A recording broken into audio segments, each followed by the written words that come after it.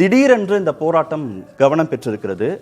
28 நாட்களாக இந்த போராட்டம் நடந்து வருகிறது. தேசிய ஊடகங்கள் உட்பட எதிர்க்கட்சிகள் உட்பட பெரும் ஆதரவு இந்த போராட்டத்திற்கு கிடைக்காத நிலையில் திடீரென்று கவனம் பெற்றிருக்கிறது தேசிய அளவில். இதை எப்படி புரிந்து கொள்ளலாம்? மாணவர்கள் மத்தியில இருந்த ஒரு பெரிய அழுத்தம், நீங்க கிட்டத்தட்ட நீட் தேர்வுக்காக அவர்கள் நீண்ட நெடுங்காலம் தயாராகி வருகிறார்கள். அப்படி இருக்கிற பொழுது ஒவ்வொரு முறையும் வினாத்தாள் கசிவு என்பது கடந்த 5 ஆண்டுகளில் இது 3வது முறை. அப்ப அதற்கு கல்வி அமைச்சர் பொறுப்பேற்க வேண்டும் என்பது. இன்னொன்று, பாராளுமன்றமும் அதற்கேற்றார் போல கூடுகிற காலகட்டம். பாராளுமன்றம் கூடுகிறது. அந்த நேரத்துலதான் சோனம் வாங்சுக் அவர்கள் தொடர்ச்சியான ஒரு உண்ணாவிரத போராட்டம் இருக்கிறார். அந்த உண்ணாவிரத போராட்டத்தின் தொடக்க நிலையிலேயே ஒரு குறைந்தபட்ச பேச்சுவார்த்தையை நடத்திருக்கலாம். இத்தனை விதரும் உண்ணாவிரத போராட்டம் தொடர்ந்து கொண்டிருக்கிறது. அந்த நேரத்தில் பேசாம நீங்க 20 நாட்கள் அமைதியாக இருந்துவிட்டு அவரை கூட ஒரு கைது செய்து கிட்டத்தட்ட அவர் விரும்பிய மருத்துவமனைக்கு கூட செல்ல முடியாத ஒரு சூழலை ஏற்படுத்துவது, இது எந்த சூழலிலும் ஒரு சமரசத்திற்கோ ஒரு பேச்சுவார்த்தைக்கோ அரசு தரப்பு தயாராக இல்லை. அப்படிங்கிற பொழுதுதான் இதுல பல கட்சிகளுடைய ஆதரவு, பல அமைப்புகளுடைய ஆதரவு இவையெல்லாம் பெருக வேண்டிய ஒரு தேவை ஏற்படுகிறது. தன்னெழுச்சியான போராட்டம் தான் ஆரம்ப காலகட்டத்துல. மாணவர்கள் பெருந்திரளாக திரள்றாங்க. ஒரு ஜனநாயக அமைப்பு அப்படிங்கிற முறையில மாணவர்கள் நம்பிக்கையை இழப்பது என்பது ரொம்ப ஆபத்தான ஒரு அறிகுறி. ஒரு தேசிய தேர்வு முகமை அப்படிங்கக்கூடிய நம்ம அமைப்பு ரீதியாக அவர்கள் சந்தித்திருக்கிற சிக்கல், 24 லட்சம் மாணவர்கள், அது 1 லட்சம் 2 லட்சம் கூட இல்ல, 24 லட்சம் மாணவர்கள் இந்தியா முழுமைக்கு வருது தேர்வு எழுதுகிறார்கள். அப்ப வசதியானவர்களுக்கு வினாத்தாள் கசிவுல விலை கொடுத்து வாங்கிக் கொள்வார்கள் அப்படிங்கிறது கிட்டத்தட்ட ஒரு தேசிய அளவுல ஒரு மிகப்பெரிய தலைமொழிவான ஒரு சம்பவம் தான். அது நீங்க சொன்னதை போல முதல்ல அவர் ஆரம்ப கட்டத்துல ஒரு கல்வி செயற்பாட்டாளர், ஒரு சமூக ஆர்வலர், ஒரு உண்ணாவிரதம் இருக்கிறார்னா அந்த துவக்க நிலையிலேயே அரசு தரப்பு ஏதாவது பேச்சுவார்த்தைகள் நடத்தியிருக்கணும். எதுவுமே இல்லாமல் பெருந்திரளாக திரளக்கூடிய மாணவர்கள் மீது கிட்டத்தட்ட ஒரு கண்ணீர் புகையை பாய்ச்சுவது போன்ற சம்பவங்கள் நடக்கிறதுனாலதான் அடுத்தடுத்த ஆதரவுகள் பெறுகிறது. கிட்டத்தட்ட எதிர்கட்சி தலைவர் ராகுல் காந்தி அவர்கள் உள்ள வர வேண்டிய சூழல் ஏற்படுது. அதற்கு பின்பு அது ஒரு பிரதமர் இல்லம் நோக்கிய ஒரு பெரிய அளவிலான ஒரு முற்றுகை போராட்டமாக அது வடிவம் பெறுவதாக இருக்கலாம். இன்றைக்கு கூட இந்திய கம்யூனிஸ்ட் அலுவலகத்தினுடைய முன்பு தமிழ்நாட்டில் கூட போராட்டம் செய்கிற மாணவர்கள் அமர்ந்திருக்கக்கூடிய காட்சிகளை பார்க்க முடியுது. இன்றைக்கு இந்தியாவினுடைய பெரும் பிரச்சனையாக இதை மாற்றியதே பாஜக அரசினுடைய ஒரு மெத்தனமான அணுகுமுறை தான். இவ்வளவு அரசின் அணுகுமுறை குறித்து சொல்றீங்க. அரசு முன்கூட்டியே சோனம் வாங்சுக்கோடவோ கரப்பான்பூச்சி ஜனதா கட்சியோடவோ இல்ல மாணவர்களோட பேச்சுவார்த்தை நடத்தி இருக்கலாம் தொடக்க நிலையிலேயே அப்படின்னு அரசின் அணுகுமுறையை சொல்றீங்க. எதிர்கட்சிகள் 1 மாத காலமாக கிட்டத்தட்ட 28 நாட்களாக போராட்டம் நடக்குதுல, எதிர்கட்சிகளுடைய அணுகுமுறை எப்படி இருந்தது இத்தனை நாட்கள்ல? இல்ல, எதிர்கட்சிகளுடைய அணுகுமுறை என்பது ரொம்ப ரொம்ப மெத்தனமான ஒரு அணுகுமுறை சார். நீங்க கிட்டத்தட்ட முதல் நாள் கண்ணீர் புகை கொண்டு அந்த அளவுக்கான வீரியம் போய் மாணவர்கள் தாக்கப்பட்ட பின்புதான் ராகுல் காந்தி அவர்களே களத்துக்கு வருகிறார். அது ரொம்ப ஒரு ஆபத்தான அணுகுமுறை. எதிர்கட்சிகளுடைய அணுகுமுறை என்பது, எதிர்கட்சிகள் எத்தனை போராட்டம் நடத்திருக்காங்க. நீங்க காங்கிரஸ் கட்சி நேற்று போய் பிரதமர் இல்லத்தை நோக்கி முற்றுகை வரைக்கும் போறாங்க. நீங்க நீட் விலக்குக்கு எதிராக அல்லது நீட்ல நடந்த இந்த முறைகேடுகளுக்கு எதிராக அகில இந்திய அளவுல காங்கிரஸ் எத்தனை போராட்டங்களை முன்னெடுத்திருக்கிறது. குறைந்தபட்சம் நம்ம தமிழ்நாட்டுல நீட் விலக்கு என்பது தமிழ்நாட்டினுடைய நீண்ட நெடுங்கால கோஷம். இங்க புதிய மாநில தலைவராக இன்றைக்கு மாணிக்கம் தாகூர் வந்திருக்கிறார். இதற்கு முன்பு செல்வ பிறந்தை அவர்கள் இருந்தார். இந்த 20-25 நாட்கள்ல 2 மாநில தலைவர்களையுமே சந்தித்திருக்கிறது தமிழகம்.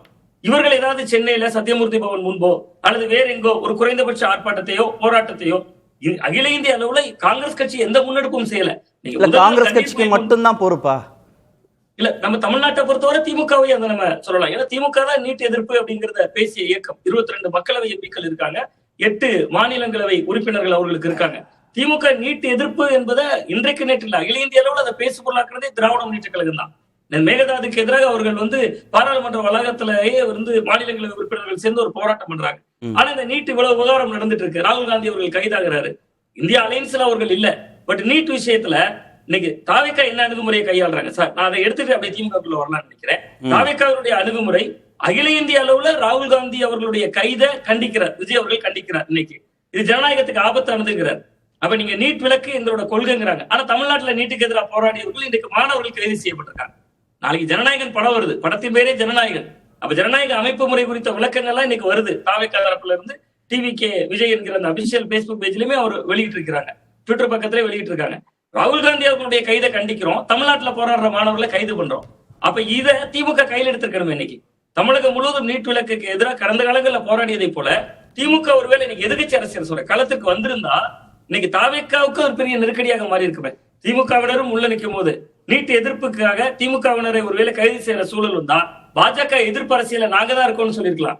நீட்டுக்கு எதிராக இவர்கள் ஒருவேளை அந்த பக்கம் அறிக்கை விடுறாங்க, இந்த பக்கம் கைது பண்றாங்கிறத வெளிச்சமாக்கிருக்கலாம். நம்ம திமுக மாற்றத்தை இழந்திருக்கு. நீங்க கேட்டது மாதிரி கிட்டத்தட்ட 20-25 நாட்களா எதிர்கட்சிகள் அமைதியாக இருந்தாங்க. அது ஒரு வகையில ஒரு அரசியல் கட்சிகளை பொறுத்தவரை பிரச்சனை ரொம்ப பெரிதான ஒண்ணு இறங்குறது அப்படிங்கிறதுமே ஒரு ஆபத்தானதான். இல்ல இத மாணவர்களோ இல்ல கரப்பான் பூச்சி ஜனதா கட்சியினரோ இல்ல சோனம் வாங்சுக்கோ இந்த போராட்டத்திற்கான வெற்றியை கிரெடிட்டா எடுத்திருக்க கூடாது, நாங்களும் உள்ள இருக்கோம் அப்படின்னு காட்டணுன்ற முனைப்பு இருக்கா?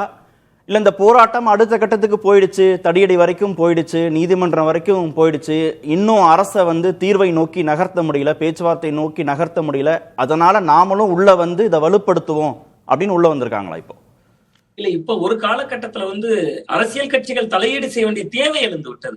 கிட்டத்தட்ட இந்த மாணவர்கள் போராட்டம் நடத்தியவர்கள் எல்லாம் கைது செய்யப்படக்கூடிய சூழல் இருக்கிறது. தடியடி, கண்ணீர் வீச்சு போன்றவை நடந்து விட்டது. இப்ப உலக அளவுல நீங்க டெல்லியில நடக்கிற போராட்டம் ஒரு 7 நாடாளுமன்ற தொகுதிகள், ஆனா டெல்லியில நடக்கிறப்ப அது அகில இந்திய அளவில் கவனம் பெற்று விட்டது. ராகுல் காந்தி போன்றவர்கள் கைது செய்யப்படுறதன் மூலமா அது அகில இந்திய அளவுல கவனம் ஈர்த்திருக்கு. பட் இங்க இன்னைக்கு முக்கியமான ஒரு இடம் கவனிக்க வேண்டியிருக்கு சார். நாடாளுமன்றத்துல இன்னைக்கு மத்திய வெளியுறவுத்துறை இணை அமைச்சர் கிரண் ஒரு முக்கியமான விஷயத்தை சொல்றாரு. ஆக்கப்பூர்வமா இதை பேச தயாரா இருக்கும், விவாதிக்க தயாரா இருக்கும். அப்ப இவர்கள் செய்ய வேண்டிய பணி களத்துல இருந்து போராடுறது இல்ல, மாணவர்கள் அதை பாத்துக்கிட்டாங்க, சிறப்பா செயல்பட்டு இருக்காங்களே. நீங்க அரசியல் கட்சியினரோட ரொம்ப சிறப்பா செயல்பட்டது மாணவர்கள். நீங்க கிட்டத்தட்ட இத்தனை நாட்கள் போராட்டத்தை 25 நாட்கள் தொய்வில்லாம நடத்த முடிந்தது அவர்கள் தான். மெட்ரோ ட்ரெயின்ல நிறுத்திருக்காங்க சார். 4 கிலோமீட்டர் 5 கிலோமீட்டருக்கு செல்போன் இணைப்பு துண்டிக்கப்பட்டிருக்கு. இத்தனையும் மீறி திரள்றாங்களே 75,000 1 லட்சம் பேர். இன்னைக்கு காங்கிரஸ் கட்சியாலோ மற்ற எந்த அரசியல் கட்சியாலோ ஒரு தலைநகர் 1 லட்சம் பேரை திரட்டக்கூடிய ஆற்றல் முதல்ல இருக்கானாலே கேள்விக்குறி. இன்னைக்கு வட இந்திய மாநிலங்கள், பல மாநிலங்கள்ல ரயில் போக்குவரத்து நிறுத்தியிருக்காங்க, அதை மீறி மாணவர்கள் வர்றாங்க. அப்ப இவர்கள் இதை விவாத பொருளாக்கி ஆக்கப்பூர்வமாக முன்னெடுத்து பாராளுமன்றத்துல, அதை விட்டு இவர்களும் வெளியில வர்றது பாஜக ஒரு வகையில லாபமா இருக்கும். பாருங்க, எதிர்கட்சிகள் தூண்டுறாங்க, அல்லது அவர்கள் ஏற்கனவே அவர்களுக்கென்று ஒரு முக்கியமான ஒரு வார்த்தை இருக்கிறது. அது நிரந்தரமா அவர்களுக்கான காப்புரிமை பெற்ற ஒரு வார்த்தைன்னு சொன்னா நித்யானந்த சார் மறுப்பாரு. கிட்டத்தட்ட எது நடந்தாலுமே இது ஒரு தேச விரோத கும்பல் விட்டது அப்படிங்கிற ஒரு வார்த்தை பிரயோகத்தை பயன்படுத்துவோம். அதுக்கெல்லாம் ஆபத்து இருக்கு இப்ப அரசியல் கட்சிகள் உள் நுழைந்ததுனால். அப்ப இவர்கள் வீரியமாக எதிர்க்க வேண்டியது நாடாளுமன்றத்துல. அப்படி இல்லாத பட்சத்துல மாநில அளவுல நீங்க டெல்லியில ஒரு போராட்டத்தை விட்டு அகில இந்திய அளவுல இருக்கக்கூடிய கட்சிகள் தமிழகம் முழுவதும் இதற்கான மன்னிக்கிறது, இந்தியா முழுவதும் ஒவ்வொரு மாநிலங்களிலும் ஒரு போராட்டத்தை லீட் பண்ணிடலாம். அந்த இடத்தையும் அவங்க தவற விட்டுட்டாங்க.